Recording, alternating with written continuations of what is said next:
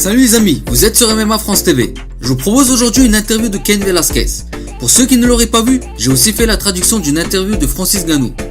Je vous rappelle que Francis Ngannou et Cain Velasquez s'affronteront déjà ce week-end, ce dimanche 17 février. Un combat à ne pas rater. Juste avant, je vous invite à cliquer sur le bouton s'abonner pour rejoindre notre communauté de passionnés par le MMA et pour être informé dès la sortie d'une nouvelle vidéo. N'hésitez pas aussi à laisser un petit like si la vidéo vous aura plu. Merci à tous et bon visionnage.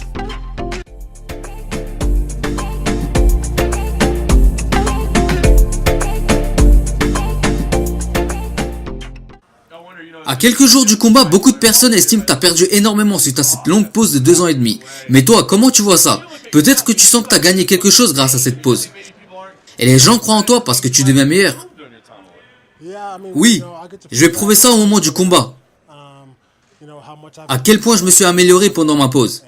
Et à quel point c'est bénéfique de laisser reposer son corps. Je me sens plus fort que jamais. Je n'ai aucune blessure et je me sens parfaitement bien. C'est une bénédiction d'avoir cette opportunité de revenir et de combattre. Qu'est-ce que t'en penses? Est-ce que c'est un combat que tu peux gagner sans amener au sol, en étant seulement debout? Tu dois savoir te battre partout. Si quelque chose ne marche pas, il faut avoir un plan B, un plan C. Et oui, je m'attends à devoir me battre debout contre lui et porter des coups. Mais je suis capable de faire tout ce que je veux. Tu sais, c'est du MMA. Tu peux faire tout ce que tu veux. Frapper avec les poings et les pieds.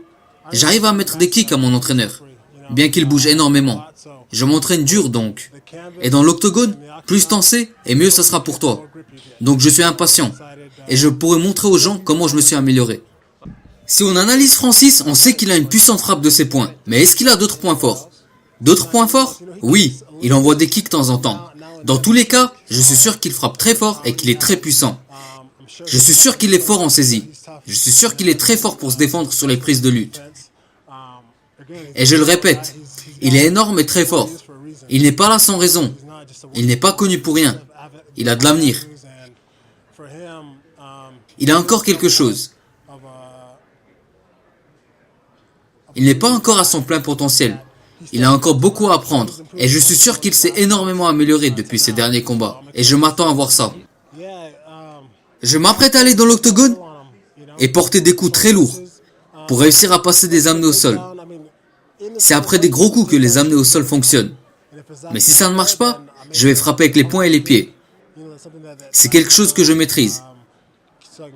Je vais garder ma distance, mais aussi me rapprocher pour le corps à corps. Je vais voir ce qu'il me propose. Je sais qu'en début de combat, il est fort. Au début, je ne vais pas essayer de le ramener au sol. Ça ne marchera probablement pas, vu qu'il est très fort. Tu comprends ce que je veux dire? Nous verrons où il est ouvert. Et bien sûr, je n'exclus pas la possibilité de faire un KO, mais j'ai vu comment il se déplace et comment il tape. Et lesquels de ses coups sont vraiment bons. Il met très bien les uppercuts et les crochets, de très longs crochets. Donc, au moment où il jettera ses coups, je vais contre-attaquer. Je ferai tout. C'est du MMA. J'utiliserai tout ce que je peux.